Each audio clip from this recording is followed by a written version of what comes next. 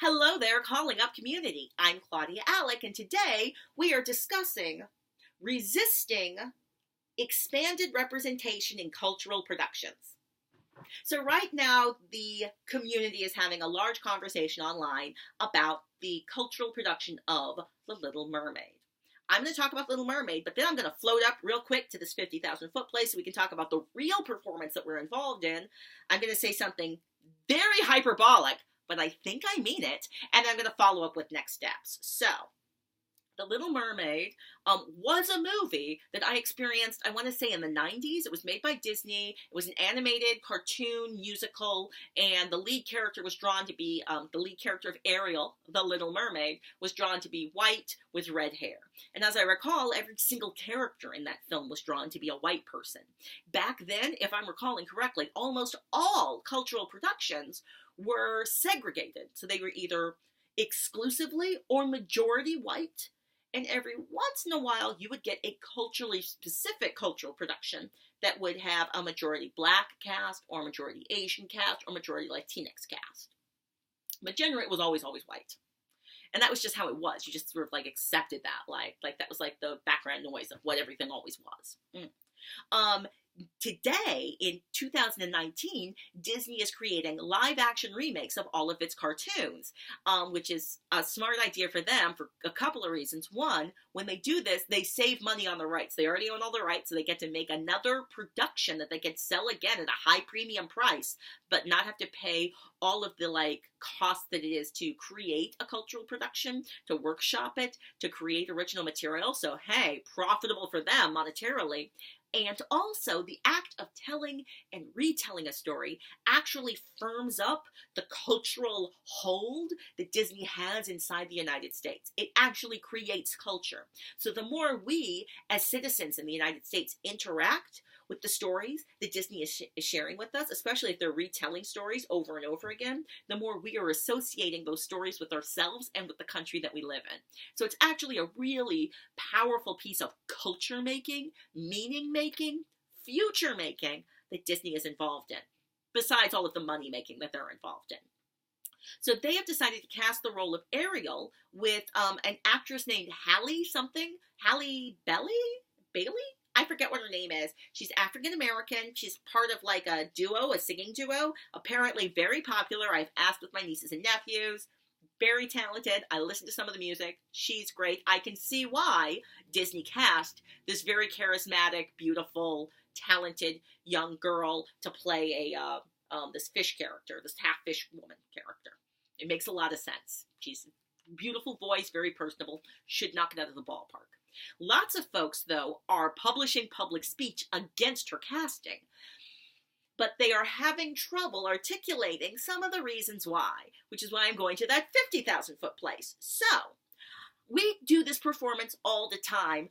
I find it a little boring. So, the cultural production that has always and almost, exclusively in the past been representative of white domination and white male domination. So this culture production has almost always centered a white person in all the roles, and the main protagonist role was almost always a dude or a white dude. But then they decided to break it up a little bit, and they're going to have this character played by a woman, or they're going to have this character played by a black person, and then they're expanding their representation a little bit, and then there's a reaction to stop that and shut that down immediately. So that is the performance that we're involved in right now. We are in a performance where we have a lot of people publicly publishing speech that is about them actively fighting for the maintenance of white domination in that story. And there's a couple of things that happen when white domination is maintained. First of all, it makes sure that white domination is maintained in the economic exchange. When all of the actors are embodied by white people are getting paid to embody and voice the characters. When all the artists are white people, the artists who are making the design choices are not only making design choices that aid and represent whiteness, but also the money is being paid to white people. Same thing for the writers, same thing for the directors, same thing for the producers who are choosing what stories get told, what stories get replicated, and who gets to get involved in all of those economic exchanges. So it's an economic equity thing to simply expand representation. But also, we create our vision of what the world should be from what we see in our fictive universes. So when I see stories that tell me, oh, well, the president has always been a man and always the president will be a man, I find it actively difficult to imagine a president that's a woman. So it's useful to have fictive universes where sometimes the president is a woman. In fact, it's incredibly useful to have fictive universes where most of the time the president is a woman, because then it helps me to imagine in the real world the fact that it's weird and unnatural that the president has always been a man. That's a weird, unnatural situation that we've been maintaining for a while. It's weird, but I have trouble holding on to that real fact when I've got these fictive universes telling me something totally different. There's a reason why people are protecting and fighting for the maintenance of white domination in these fictional universes. They're concerned about the impact it'll have on the real universe. And I'll say this, it's hyperbolic, but I mean it. The people who are investing all their time, the people who are investing a bunch of their time maintaining white domination in the fictive universe of The Little Mermaid, explicitly, they are implicitly supporting the real world white domination of negative systems like the concentration camps we have here in the United States. Did you know that we have concentration camps here in the United States? In the United States, we jail brown people, sometimes to death. It's something we do right now here in the United States.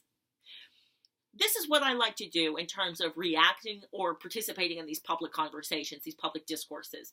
I actually do not want to provide alibi by pretending that we are actually involved in a real conversation that's about that specific cultural production. These exchanges are never about concern about the actual viability or importance of the story of, for instance, The Little Mermaid.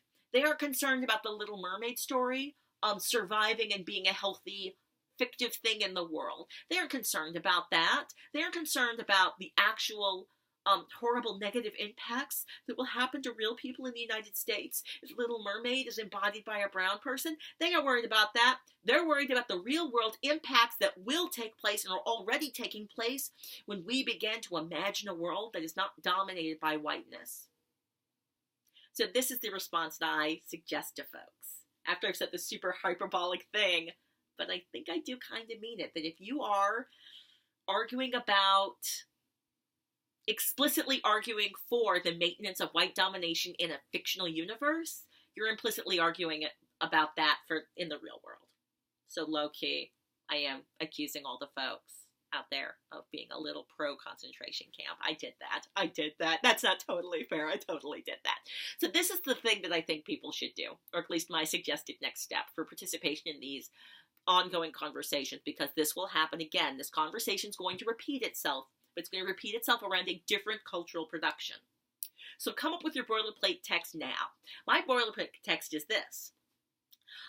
I see that you are investing a great deal of energy in arguing for the maintenance of white domination in this cultural production.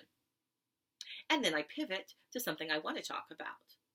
I would be more interested in spending our limited energy and time discussing the impact of the concentration camps, since both of these are things connected to the maintenance of systems of white domination. I encourage you to share what your responses might be in the comment section below.